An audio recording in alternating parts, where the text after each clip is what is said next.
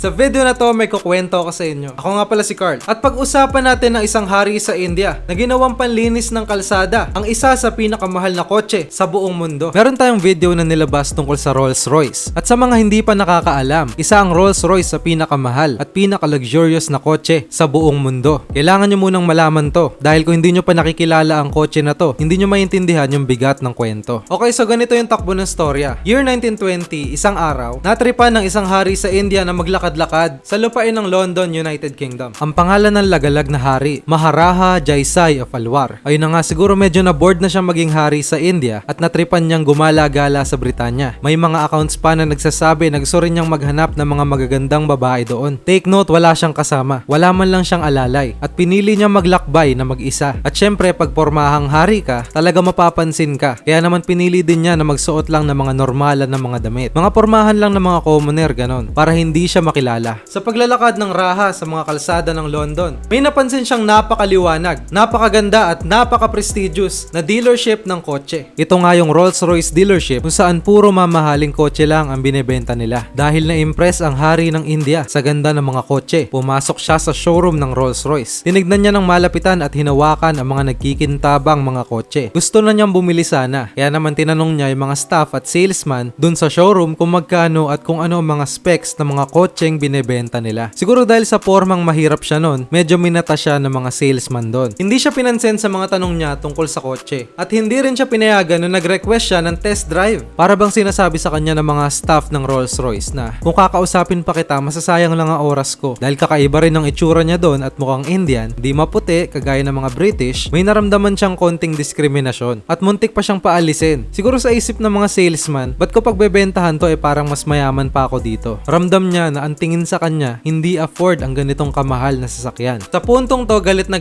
ang hari. At sa sobrang gigil niya, pinakitaan niya ng kapangyarihan ang mga staff ng Rolls-Royce. Siguro sabi niya sa sarili niya, ako maharaha ng Alwar at hindi ako pwedeng ipahiya lang basta-basta ng mga tukmol na to. Ang ginawa niya, bumalik siya sa India, nagbihis ng maganda. Yung pormahan ng hari talaga, kumikinang ng mga burloloy sa katawan, meron siyang smooth flowing cape at king's dress. Nagdala siya ng maraming alipin at binalikan niya ang Rolls-Royce dealership sa London. Binili niya ang lahat ng kotse sa showroom ng Rolls-Royce. Walang installment, fully paid lahat pati shipping fee. Sa harapan ng mga staff, binili niya ang 6 na kotseng nakadisplay doon at wala silang narinig sa hari kahit isang salita pagkatapos. Red carpet pa ang dinaanan niya paglabas. Talaga namang napakatinding flex ang nakita ng mga tao noon. Ganyan pala mag-flex sa mga hari nung unang panahon. Ito pa matindi. Pag uwi niya, yung 6 na Rolls-Royce na nabili niya, pinaikot lang niya sa buong India para magwalis ng kalsada at mangolekta ng mga basura sa daan. Ipinag-utos niya sa Municipality of New Delhi na araw-araw, roronda ang 6 na Rolls-Royce para maglinis ng kalsada at magkarga ng mga maduduming bag ng basura. Di nagtagal, nabalitaan to ng buong mundo at gulat na gulat ang Rolls-Royce Company sa ginawa ng Raha. Ang reputasyon at sales ng kumpanya mabilis na bumagsak at hindi na din nakayanan ng Rolls-Royce ang mga nangyayari at agad humingi ng tawad sa hari ng India. Nagbigay din ang kumpanya ng 6 pang bagong-bagong sasakyan para sa hari ng libre. Nung nalaman ito ng hari at nakita niyang sincere naman sa pagsisisi ang Rolls-Royce, tinanggap din ito ang apology nila. At yan ang istorya ni Maharaja Jai